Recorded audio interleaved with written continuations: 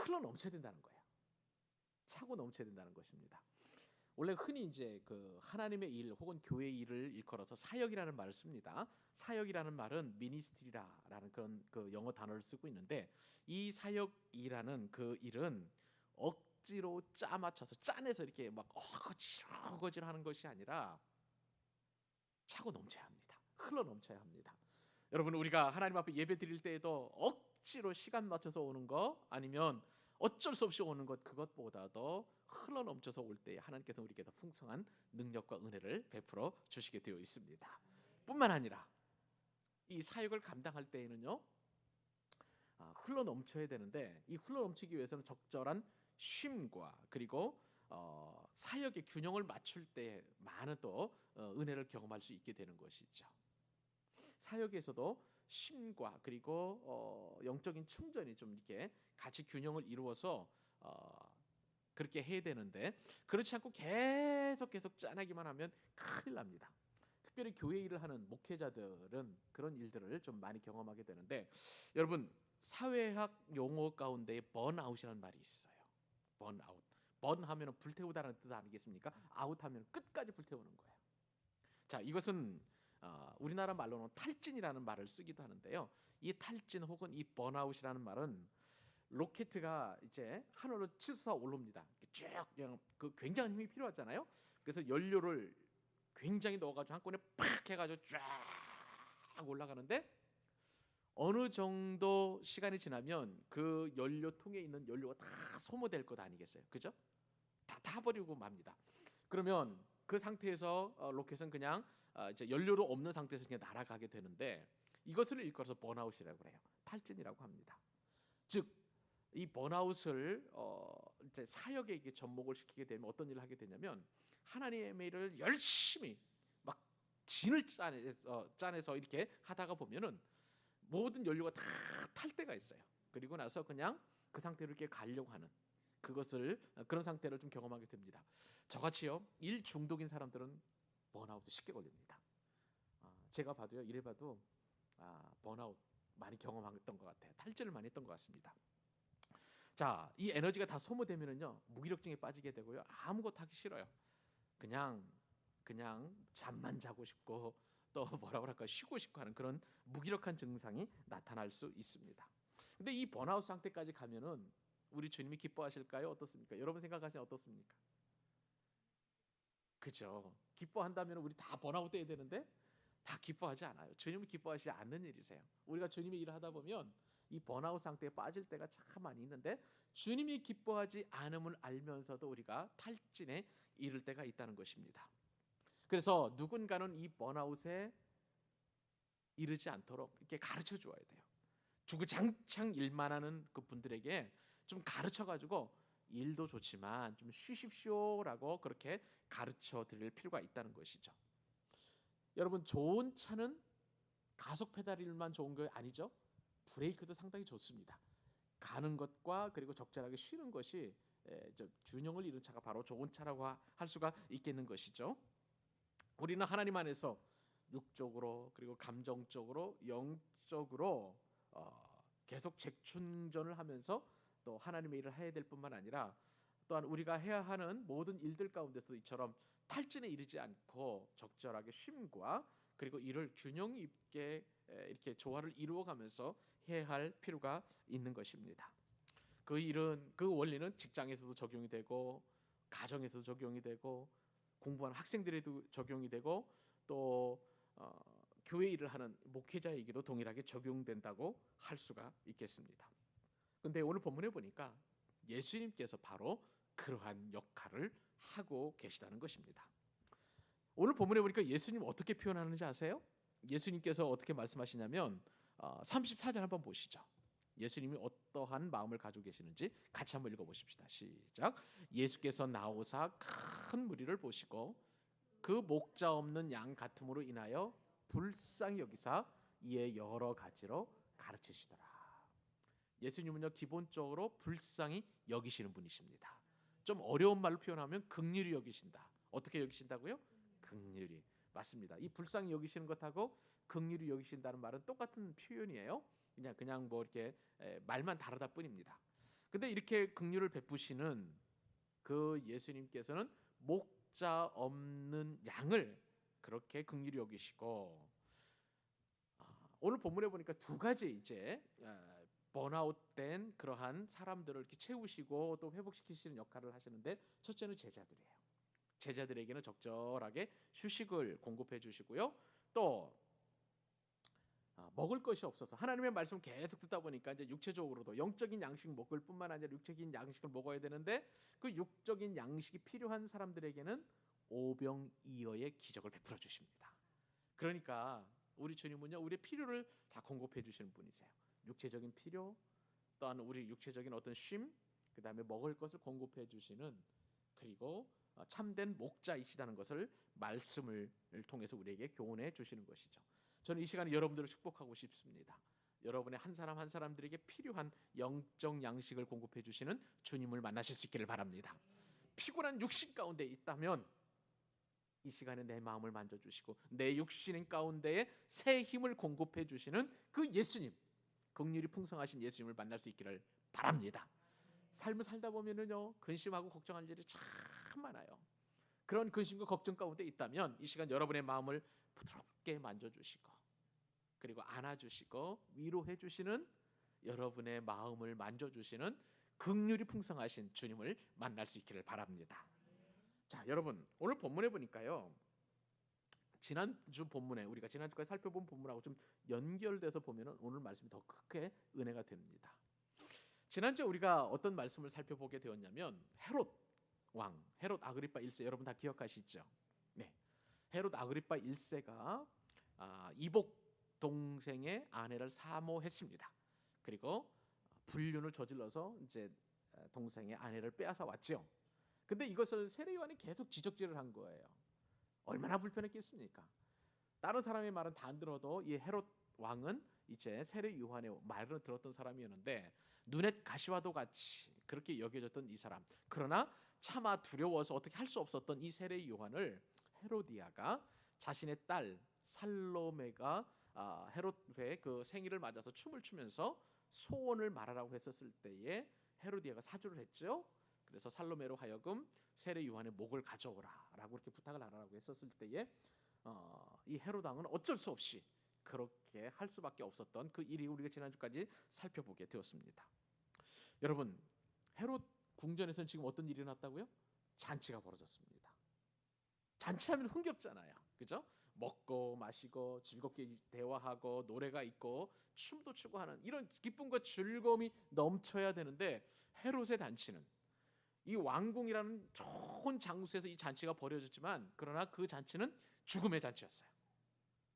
그죠? 세례 요한의 목을 쳐가지고 소반에 가지고 가서 가야만 하는 이 죽음의 잔치, 그리고 그로 말미암아 헤롯에게는 굉장히 두려움을 갖게 되는, 그리고 심판에 대한 염려를 할 수밖에 없었던 두려움의 잔치였고 죽음의 잔치였고 공포의 잔치였습니다.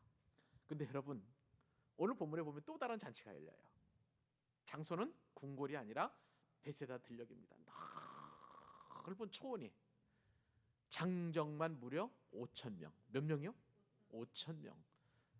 예전은요, 정말 죄송하지만 제가 그런 게 아니라 성경에 보면, 성경적 세계관에 따르면 여자들은 인원수 계수에 치지 않았습니다. 제가 그런 게 아니에요. 저한테 뭐라고 하지 마시고, 성경에 원래 그렇게 되어 있습니다. 아이들도 들어가지 않습니다. 그리고 여자도 들어가지 않고 병자들도 들어가지 않습니다. 남자 장정만 성경에서 항상 계수를 하게 되어 있는데, 그러면 여러분, 출애굽에서 출애굽한 인구가 60만 명이라고 그랬어요. 그러면 어떤 사람만? 남자 장정만 60만 명이니까 거기에 부녀자들, 노인, 그다음에 그 장애우들, 어린아이까지 합치면 뭐 200에서 250만, 많게는 300만 명까지 칠 수 있는 거예요. 근데 이 5천 명의 잔치가 열렸는데 어떤 잔치였느냐? 그 장소는 들녘이었어요. 근데요, 헤롯의 잔치와 상관없이 그것에 비해서 예수님의 잔치는 살리는 잔치였습니다. 생명의 잔치였습니다. 기쁨의 잔치였습니다. 그리고 회복의 잔치였던 것입니다. 저는 이 시간 여러분들을 예수님의 잔치로 초대하려고 합니다. 말씀의 잔치, 여러분의 영혼을 풍성하게 하는, 여러분의 육신의 힘을 공급하는, 그리고 마음의 평강을 누리는 그 잔치에 여러분을 초대하기를 원하오니 여러분 같이 그 잔치에 참여해서 함께 은혜 받고 기뻐하고 즐거워하는 여러분 되실 수 있기를 바랍니다. 자, 오늘 그래서 우리를 잔치에 초대하신 그 예수님 어떤 분이신지 오늘 한 가지만 살펴보도록 하겠습니다. 자, 한번 제목을 같이 한번 읽어보셨으면 좋겠는데 저 따라서 하십시오. 육신의 필요와 영혼의 쉼을 아시는 예수님. 그렇습니다. 긍휼이 풍성하신 그리고 불쌍히 여기시는 예수님 어떤 분이시라고요? 우리의 육신의 필요를 아시고 또 영혼의 쉼도 아시는 그러한 예수님이라는 사실입니다. 여러분, 오늘 우리가 지금 마가복음 6장 말씀을 살펴보고 있습니다. 마가복음 6장 30절로 우리가 44절까지 우리가 오늘 본문을 우리가 읽었는데 이 마가복음은요 굉장히 재미있는 구조로 짜여져 있습니다. 여러분, 우리가 마가복음 6장 살펴볼 때에 우리가 이제 한번 기억을 한번 더듬어 보십시다. 예수님께서 제자 훈련을 하시고 제자 훈련 중에 다 끝마치지 않은 상황에서 12명을 둘씩 짝을 졌다고 그랬어요. 그죠? 그리고 6팀으로 나누어서 이제 파송을 했는데 이 제자들에게 무엇을 하도록 파송을 하셨나요? 맞아요. 전도를 하기 위해서 전도를 하도록 주님께서는 둘씩 6팀을 짜가지고 이렇게 전도를 내보내게 되었습니다. 자, 근데 이 전도 과정에서 엄청난 일이 일어났잖아요. 여러분 기억하세요? 6장 12절 말씀을 보니까 제자들이 이제 6팀이 나가가지고 막 전도를 합니다. 회개하라, 하나님의 나라가 임하였도다, 막 이렇게 천국 복음을 전파했어요. 그리고 나서 하나님의 나라가 임하는 증거로 귀신들이 막 쫓겨났어요. 그리고 기름을 부었더니 막 병이 고쳐지는 역사와 기적이 일어나게 된 거예요. 그러니까 하나님의 나라는 이처럼 말씀만 전파되는 게 아니라 막 귀신도 쫓겨나고 그리고 병자도 일어나게 되고, 그러니까 그동안 어둠의 세력이 그리고 고통의 세력이 그 사단의 세력이 있잖아요. 이것이 온 세상을 꽉 사로잡혀 있었었는데 막 복음이 전파되다 보니까 하나님의 나라는 점점 확장이 되어가고 상대적으로 사탄의 나라는 점점 좁혀져가는 그런 강력한 역사들이 기적들이 일어나게 되었습니다. 자, 그런데요, 이렇게 알다시피 이렇게 엄청난 일이 일어나자 이 사건이 누구에게 보고가 됐냐면 헤롯 왕에게 보고가 되었어요. 자, 헤롯은 이제 우리가 지난번에 살펴봤던 것처럼 이 상황에서 어떤 판단을 했었을까요? 자기의 왕위가 위태로워진 것 같아요. 그런 느낌을 받은 거예요. 도전을 받은 거예요. 그래가지고 이제 헤롯이 어떤 마음을 품게 되었냐면 내가 죽였던 세례 요한이 돌아와서 이처럼 귀신을 쫓아내는도다. 그렇게 아예 그냥 지레짐작으로 생각을 미리 이제 고쳐 먹은 거죠. 그때 뭐 다른 사람들이 막 얘기합니다. 어떤 사람들은 저런 일을 보니까 엘리야가 살아 돌아왔습니다. 아니면 어떤 선지자가 막 나타났습니다. 막 이런저런 보고를 하면서 이제 옛날에 자기가 세례 요한을 죽였던 그 과정을 되돌아보는 그 장면이었습니다. 자, 그런데 여러분 잘 보세요. 처음에 우리가 할 때는 둘씩 전도대를 파송한 내용이 들었습니다. 근데 그 사이에 세례 요한 얘기가 들어갔고요. 다시 오늘 본문에 보니까 어떤 얘기가 들어오냐면은 사도들이 예수께 모여 자기들이 행한 것과 가르친 것을 다 누구한테 말씀드렸습니까? 예수님께 낱낱이 다 이렇게 고했다는 거예요. 이것을 일컬어서 문학적 기법으로 샌드위치 요법이라고 합니다. 샌드위치 기법이라고 합니다. 따라서 해봅시다. 샌드위치 기법. 여러분들 샌드위치 좋아하시는지 어쩌는지 잘 모르겠어요. 빵 한 장이 있잖아요, 그렇죠? 그리고 빵 밑에 있고 위에도 있고 아래도 있고, 그리고 그 가운데 여러분들이 좋아하는 거 넣죠. 어떤 분들은 샐러드 넣고, 어떤 분들은 뭐 고기도 넣고, 어떤 분들은 계란도 넣고 해가지고 맛있게 샌드위치를 만들잖아요.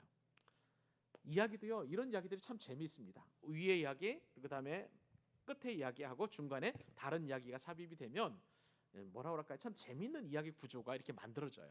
이것을 일컬어서 샌드위치 기법인데, 여러분 이 샌드위치 기법을 여러분 설명을 드리고 나서 이 본문을 보니까 마가복음 6장을 보니까 샌드위치 기법이 맞나요, 안 맞나요?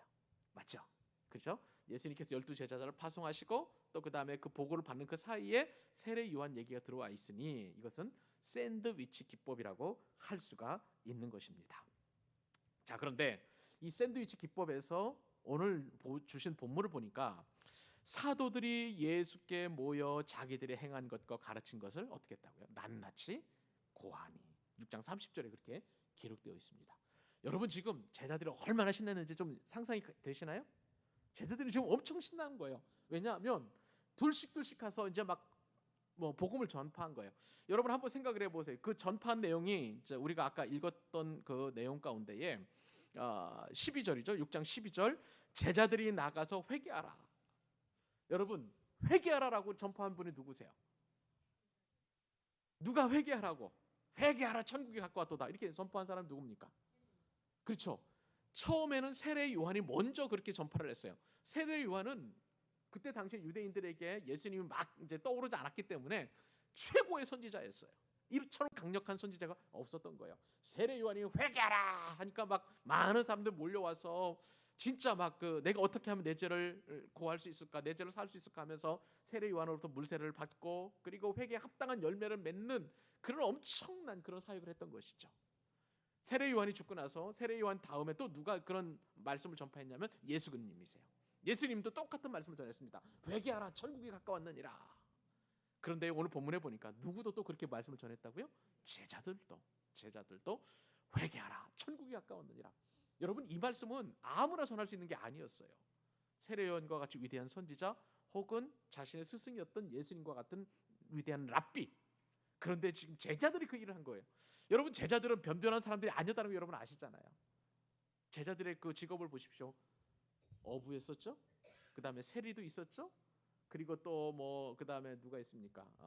세리 마태부터 포함해서 여러 제자들 정말 보잘것없는 평범한 사람들 이런 사람들이 막 이제 회개하라 천국이 가까웠느니라 세례 요한과도 같은 그 천국 복음 그리고 예수님처럼 그렇게 복음을 전하니 복음의 열매가 막 주렁주렁 맺힌 거예요. 막 사람들이 주께로 돌아오고 회개하고. 여러분 생각을 해보세요. 만약에 여러분 자녀들이 여러분 말을 안 듣다가 너 그러면 안 돼. 경고야. 너 반드시 이거 고쳐야 돼. 이렇게 해서 딱 고쳐오면 어떻습니까? 마음이 시원하잖아요. 내 말이 참 내가 말하기를 잘했구나. 하물며 내 자식도 아닌 사람들에게 회개하라 천국이 가까웠느니라. 저 패역한 사람도 딱 보면 알잖아요. 얼마나 죄 가운데 있습니까? 근데 그런 사람들이 주께로 돌아오는 그 모습을 보게 되면 여러분의 마음이 어떻습니까? 신나는 거예요. 신나는 거예요. 우리가 회개하라 천국이 가까웠느니라 그렇게 전하지 않고 한 사람을 교회로 인도하는 것만 해도 내 마음이 얼마나 기쁘겠습니까? 하물며 그냥 회개하라 천국이 가까웠느니라 얘기했는데 그렇게 사람들이 회개에 합당한 열매를 맺는다면 얼마나 자랑하고 싶을까요? 제자들이 지금 막 그 자랑하는 거예요. 기쁘고 흥분에 차 있고 뭐라 그럴까요? 좀 어떻게 하면 내가 좀 예수님한테 한마디라도 더 드릴 수 있을까 하는 6팀이니까 얼마나 많이 얘기를 많이 하겠어요. 저는 이 본문을 보면서 저희 아이들을 좀 생각을 해보게 되었습니다. 아이들이 어렸을 때 이제 유치원에 처음 보냈잖아요. 그동안은 엄마 품에 이게 항상 끼고만 있다가 이제 처음에 이제 유치원에 보냈습니다. 그럼 유치원에 보내면 어때요? 애들이 와가지고 유치원에 있었던 일, 내 친구 가운데 엄마 내 친구 가운데 누구 있는데 쟤는 옷을 이렇게 입었어부터 시작해서 엄마 제가 뭐 나에게 뭐 줬다 사탕 줬다 뭐 이런 얘기도 좀 하고 또 그렇지 않으면 유치원에서 있었던 어떤 좋은 일들 같은 거를 막 엄마한테 막 얘기해주고 싶은 그 마음, 그 장면 아마 예수님의 제자들이 지금 예수님한테 지금 그렇게 이야기하고 싶었던 그런 상황이라고 할 수가 있는 것입니다. 너무 행복한 모습이 오늘 본문 가운데 기록이 되어 있죠. 근데 여러분, 자 오늘 우리가 말씀을 좀 더 깊이 좀 들어갔으면 좋겠는데, 자 30절 한번 다시 한번 읽어보십시오. 제가 그리고 여러분에게 질문 한번 드리겠습니다. 자 30절, 자 시작. 사도들이 예수께 모여 자기들이 행한 것과 가르친 것을 낱낱이 고하니. 자 여기 보면 30절에 이렇게 시작이 되고 있고 우리가 예전에 살펴보았던 6장 12절 말씀 한번 읽어보십시다. 자 샌드위치 기법의 맨 위에 있었던 내용입니다. 자 12절 읽습니다. 시작. 제자들이 나가서 회개하라 전파하고. 자 여기에 보면 12절과 30절의 샌드위치 기법 가운데서 바뀌어진 단어가 하나 있어요. 혹시 발견하셨어요? 12절 그리고 30절 처음에 12절에서는 뭐로 표현이 되어 있나요? 제자들이. 근데 30절에서는 사도들이. 여러분 이상하지 않아요? 지금 14절로부터 29절까지 샌드위치 기법이니까 이거 빼내도 돼요. 그리고 13절에서 30절로 직접 연결이 돼도 돼요. 그런데 12절, 13절에서는 제자들이, 그리고 30절에서는 그 명칭이 뭐라고요? 사도들이. 명칭이 바뀌었습니다. 자, 여러분, 제자는요 헬라어 말로 조금 마세테스라는 그런 단어를 씁니다. 마세테스. 뭐 이렇게 정확하게 알 수는 없지만 그래도 한번 따라서 한번 해보시죠. 상식 차원에서 아셔도 참 좋습니다. 마세테스. 마세테스가 뭐라고요? 제자라는 뜻이에요. 제자. 제자라는 뜻은 무엇이냐면 배우는 사람이에요. 또 혹은 증인이라는 뜻도 가지고 있어요. 이 나중에는요 이 마세테스가 순교자라는 뜻을 가지고 있는데, 순교자가 영어로 마터라는 그런 그 단어를 쓰잖아요. 마터. 근데 그 마터의 원 의미가, 원 단어가 바로 이 마세테스, 제자라는 뜻을 가지고 있습니다. 제자는 일단은 우선 배우는 사람이에요. 근데 오늘 본문에 보니까 마가가 의도적으로 제자라는 말을 쓰지 않고 어떤 단어를 썼다고요? 사도. 이 사도라는 것은 헬라어로 아포스톨로스라는 그런 단어를 씁니다. 아포스톨로스. 이것은 말하자면 보내심을 받은 자라는 뜻이에요. 또 다른 말로는 파송받은 자라는 뜻을 가지고 있어요. 자, 여러분, 지금 마가는요 의도적으로 제자를 아포스톨로스, 사도로 바꾸어서 그렇게 표현하고 있습니다. 왜냐하면 그 이유가 있거든요. 자, 예수님께서 둘씩 보내셨다. 이 보내셨다는 단어가 파송했다는 단어하고 똑같은 단어예요. 아포스톨로스. 그 말씀이 어디 표현되어 있냐면 7절 한번 보실래요? 마가복음 6장 7절 읽어보십시다. 같이. 자, 시작. 12 제자를 부르사 둘씩 그 다음에, 야, 여러분 여기 보내시며 둘씩 파송하시며, 이게 뭐라고요? 아포스톨로스. 아포스톨레오라는 단어를 쓰는데 이것이 바로 파송받다, 보내다라는 뜻을 가진 단어입니다. 그런데 이처럼 보냄을 받은 사람, 사도들이 아포스톨로스라는 그러한 단어가 지금 30절에서 쓰여지고 있는 것입니다. 그리고 이 단어에서 이제 가져온 거예요. 보내심을 받았다는 것, 이 사도라는 말은. 그리고 또 마가는요 기본적으로 샌드위치 기법을 이야기하면서 뭘 얘기를 하고 싶으셨냐면, 자, 6장 29절 한번 보실래요? 자, 29절에 같이 한번 읽어보십시다. 시작. 요한의 제자들이 듣고 와서 시체를 가져다가 장사하니라. 여기는 제자라는 단어가 나와요. 그죠? 자, 그러면 예수님의 제자하고 요한의 제자가 같은 사람들입니까? 다른 사람들입니까? 다른 사람들이죠. 그러니까 요한의 제자들 있고, 그 다음에 지금 30절에서도 또 제자들이 이야기를 해버리면, 저와 같이 좀 이렇게 뭐라 그럴까, 좀 이렇게 잘 하나님의 말씀을 깊이 연구하지 않으면 이것은 헷갈려 버리는 거예요.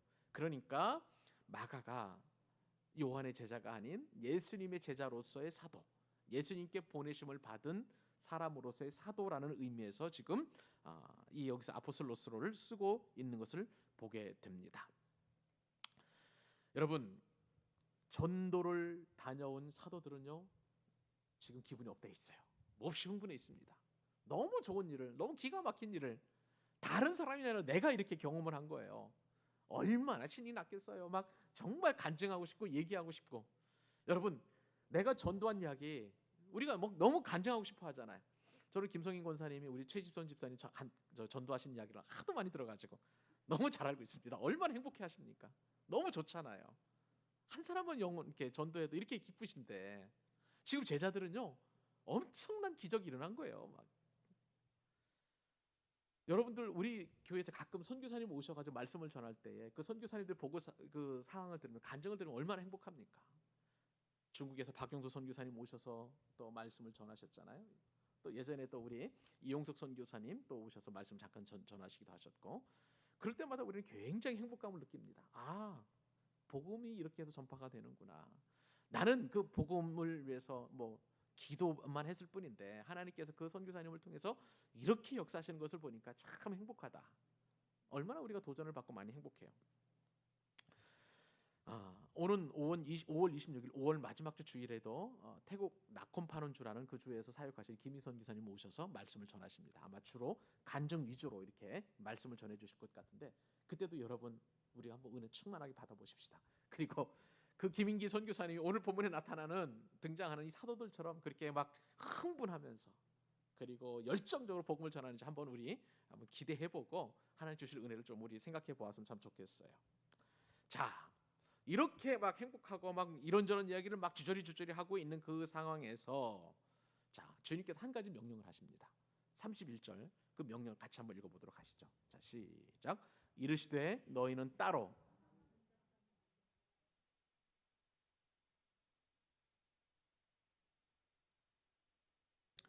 자, 여러분 이 장면 한번 우리 믿음의 눈을 들어서 한번 상상을 해보십시다. 예수님께서 말씀하십니다.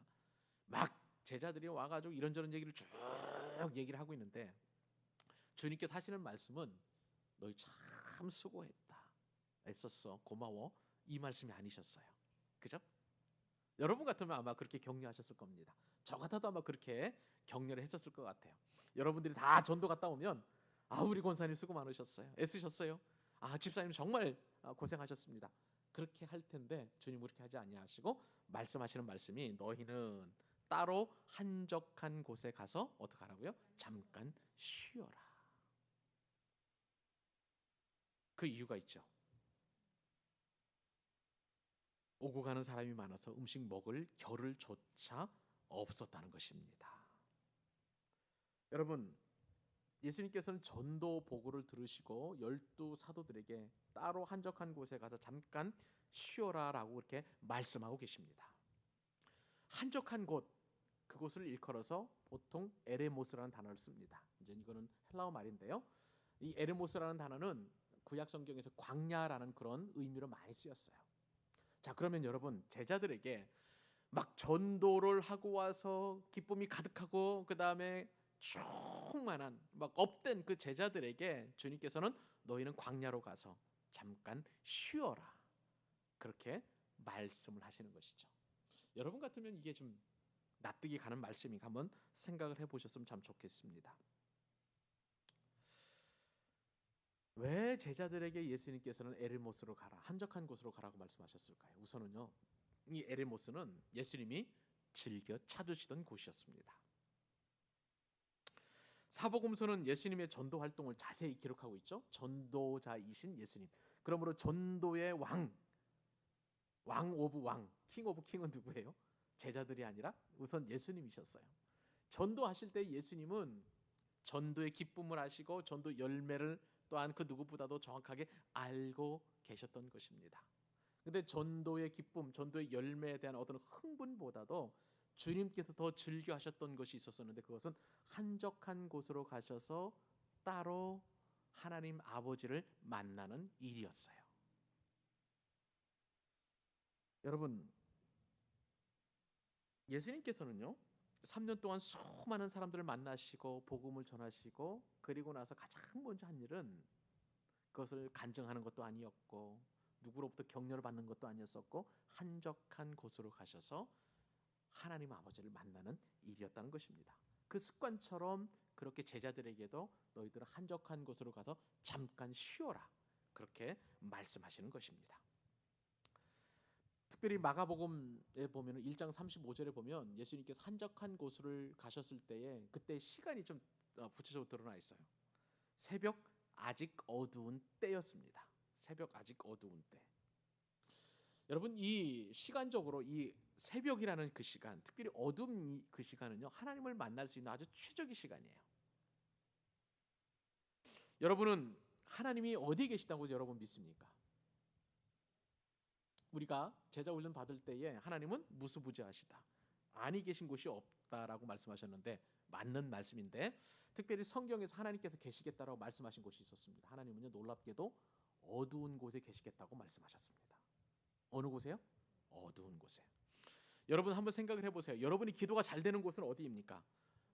휘황찬란한 네온 사인이 있는 도시 한복판, 막 반짝반짝하는 어떤 뭐 이런 곳이 있는 곳에서 여러분 기도가 잘 되시나요? 아니면 조명이 은은하면서도 약간 이제 어둠이 깔려져 있는, 아니면 아예 그냥 불빛 조금만 보이는 그런 곳에서 기도가 잘 되시나요? 그것을 생각해 보면 하나님이 어느 곳에 계실 것이라는 것은 나름대로 짐작하실 수 있을 것입니다. 우리가 하나님을 찾을 때에도 우리가 기쁨이 있고 감사가 넘칠 때 하나님께 감사하며 그런 것보다도 내 마음이 어둡고 그리고 고통 가운데 있었을 때에, 그리고 어려움이 있을 때 더 하나님을 더 갈급하게 찾고 하나님을 더 만날 수 있는 그런 은혜가 주어지잖아요. 하나님은요 분명하게 말씀하셨습니다. 하나님은 어두움 가운데 계시다는 것이요. 그것이 제 얘기가 아니라 성경에 기록되어 있었었는데, 여러분 성전을 완성한 사람이 누구죠? 솔로몬 있잖아요. 솔로몬이 성전을 완성하고 나서 백성들 앞에 나서 큰 소리로 외칩니다. 하나님 어디에 계시냐면 하나님은 어두운 데 계시겠다 말씀하셨다는 거예요. 이것은 제 얘기가 아니라 한번 찾아보십시다. 우리 구약성경 523면으로 넘어가서 열왕기상 말씀 한번 찾아보십시다. 열왕기상 8장 10절로 13절까지 구약성경 524면에 있습니다. 자, 우리 한번 같이 한번 읽어볼까요? 열왕기상 8장 10절로 13절까지 제사장이부터 한번 읽습니다. 자, 시작. 제사장이 성소에서 나올 때에 구름이 여호와의 성전에 가득하매 제사장이 그 구름으로 말미암아 능히 서서 섬기지 못하였으니 이는 여호와의 영광이 여호와의 성전에 가득함이었더라. 그때에 솔로몬이 이르되 여호와께서, 자 다시 한번, 그때 솔로몬이 말하되 여호와께서 맞습니다. 캄캄한데 계시겠다 말씀하셨사오나 내가 참으로 주를 위하여 계실 성전을 건축하였사오니 주께서 영원히 계실 처소로소이다 하고. 여러분 하나님께서는요 밝은 곳에 계시지 않고 어두운 곳에 계시겠다고 말씀하셨어요.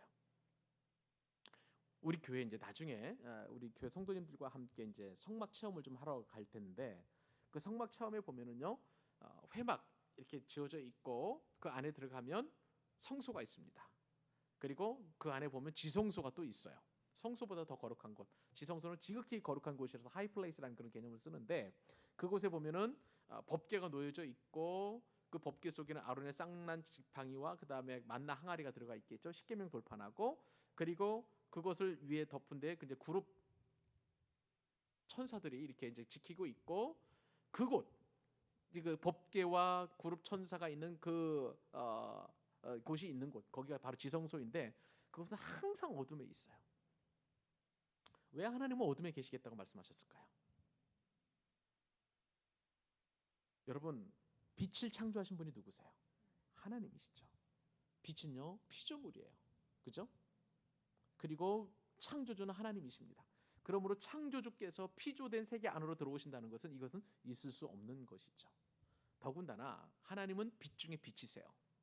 이 세상이 그 어떠한 빛보다도 가장 찬란하고 영광스럽고 아름답고 우리가 형용할 수 없는 엄청난 빛이세요. 그 빛이 피조물 속에 있는 그 빛 가운데 거하신다는 것은 아니라는 거예요. 그래서 예수님께서는 새벽에 한적한 곳에 가셔서 그렇게 아버지를 만날 수 있었던 거예요. 사랑하는 여러분, 여러분에게도 빛 되신 주님을 만날 수 있기를 바랍니다.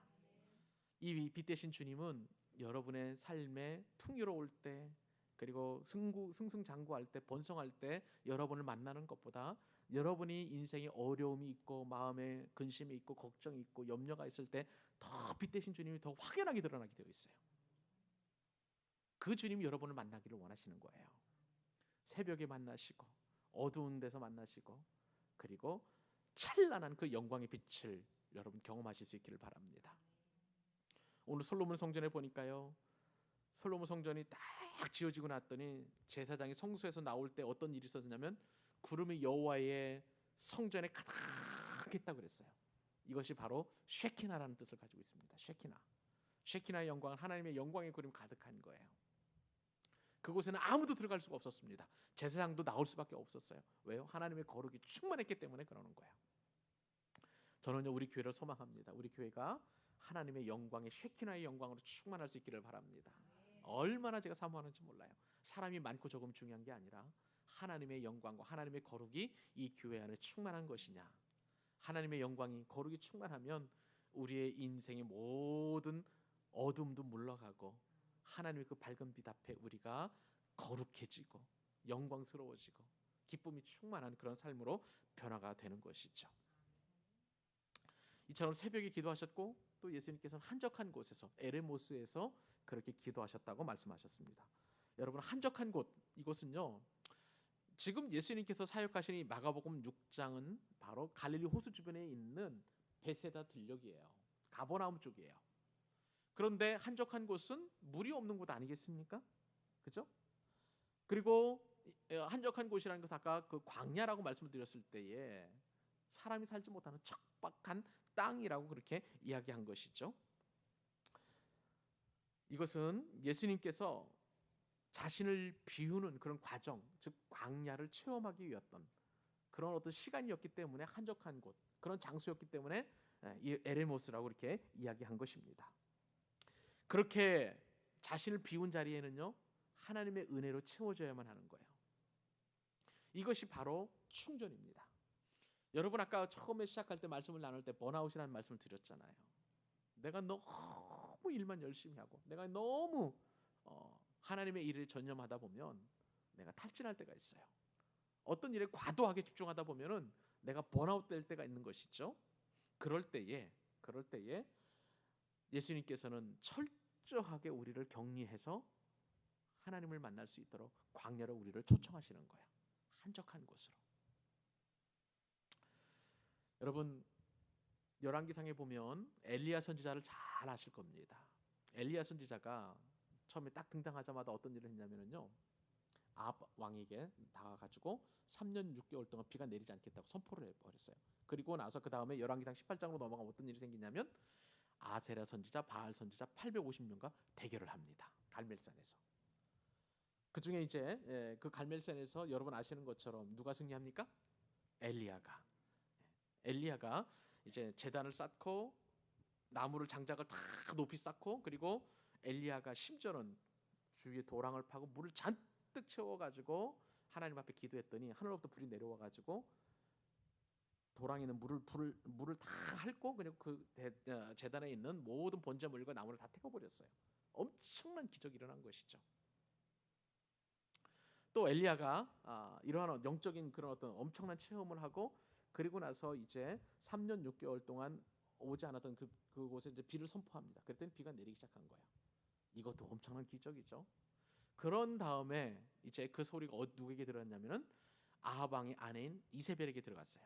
이세벨이 엘리야를 내가 반드시 죽이겠다 이야기했습니다. 그 소문이 이제 엘리야에게 왔을 때에 큰 은혜를 경험하고 기적을 경험했던 이 엄청난 위대한 선지자 엘리야는 자신을 죽겠다고 부엘세바로 도망을 했습니다. 그리고 거기서 또 들어가 가지고 로뎀 나무 아래에서 나 이제 죽겠다고 그렇게 하나님 앞에 이야기를 해버렸어요.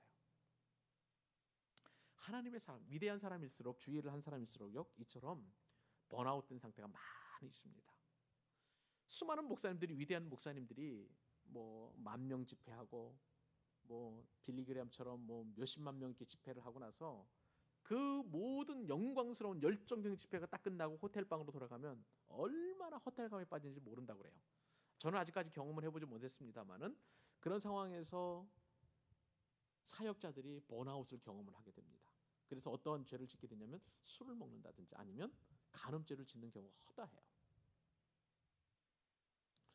만약에 이 상황에서 한적한 곳으로 가서 하나님 아버지를 깊이 만났다면 그 누구도 하나님 앞에서 죄를 범하지 않았을 것입니다.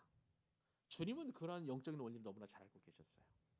지금 이 상황이 예수님의 제자들이 곳곳에 가서 주의 복음을 전포하고 하나님 나라를 선포했었을 때 그들이 느꼈던 영적 황홀감, 기쁨, 충만함, 그리고 업된 기분들은 하늘을 찌를 듯이 높아졌을 거예요. 근데 예수님께서는 그러한 영적 상황을 진정시키고 한적한 곳으로 가서 제자들에게 쉼을 말씀해 주시고 계시다는 것입니다. 제자들에게 쉼이 필요한 이유가 있었습니다. 31절 중반절 이후에 보니까 이는 오고 가는 사람이 많아서 음식 먹을 겨를도 없습니다. 밥 먹을 시간도 없었던 거예요. 제자들의 소문, 예수님에 대한 소문을 익히 알았습니다.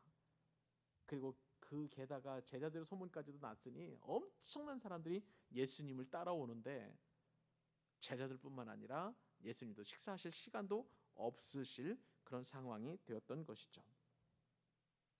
사랑하는 여러분, 우리는 하나님의 자녀로서 메시아의 때가 있음을 알아야 합니다. 일할 때가 있으면 쉴 때도 있어야 하는 것입니다. 옛날 광고에 열심히 일한 당신 떠나라 라는 그러한 광고 문구 여러분 잘 아셨을 거예요. 그런데요, 일에 중독된 어떤 상사는 열심히 일한 당신 더 해라 그렇게 해가지고요 얼마나 지탄을 받았는지 모릅니다. 쉼은 예수님의 명령이에요. 그렇기 때문에 우리가 쉬어도 되고 안 쉬어도 되는 게 아닙니다. 열심히 일했으셨으면 반드시 쉬셔야 합니다. 올여름에 여러분 우리 교회에 전교인 수련회를 제2회차 가질 예정입니다. 횡성에 가셔서 이 올해도 컨셉이 열심히 일하셨으니까 쉬시고, 그리고 저녁 때 우리 같이 집회하면서 우리의 마음도 영적인 충전을 갖는 그런 시간을 가질 예정입니다. 참 인간이시고 참 목자이신 예수님께서는 우리를 그렇게 불쌍히 여기시는 거예요. 우리로 하여금 일만 하도록 말씀하시는 것이 아니라 적절하게 쉬고 재충전을 해야만 또 의미 있게 일을 할 수 있도록 우리로 긍휼히 여기시고 불쌍히 여기시는 분이십니다. 여러분 수고하셨습니다. 그리고 이제는 주님으로부터 주시는 쉼도 덩달아 누려서 말씀에 순종할 때 우리에게 주시는 그 풍성함을 같이 함께 누리는 저와 여러분 되실 수 있기를 바랍니다. 우리 한번 기도하십시다.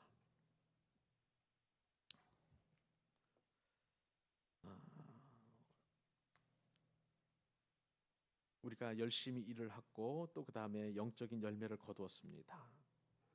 눈에 보이는 것도 있고 눈에 보이지 않는 부분도 없지 않아 있을 수 있어요. 여러분들은 또한 가정에서도 주부로서 또 한 가정에 또한 가장으로서 그리고 교회에서도 열심히 일하고 또한 수고하셨습니다. 그렇기 때문에 교회에서도 여름에 방학 그리고 겨울에 방학이 있는 것 아니겠습니까? 하나님 우리에게 팽팽한 고무줄처럼 그렇게 사역에 긴장감을 주시는 것이 아니라 적절하게 쉴 수 있는 그런 쉼도 좀 주시고 우리에게 또한 그렇게 여유를 가질 수 있도록 우리의 모든 환경도 주님 만들어 주옵소서. 지금 경제가 너무 어렵습니다. 저도 매 새벽마다 우리 교우님들 사업장을 정말 하루에도 몇 번씩 놓고 계속해서 기도하고 있는데 얼마나 어렵습니까? 이럴 때일수록 주님께서 주신 말씀 앞에 하나님 이렇게 어렵지만 그러나 주의 말씀에 순종해서 적절한 쉼을 누릴 수 있다면 그것도 주님께서 주시는 말씀에 순종하오니 순종에 대한 은혜를 주셔서 내가 걱정하지 않아도 내가 걱정한 것 이상으로 하나님께서 보상해 주시는 그 은혜를 누리게 하여 주옵소서. 몸도 마음도 육신도 쉼을 얻고 그리고 더 큰 은혜를 누릴 때에 우리에게 주신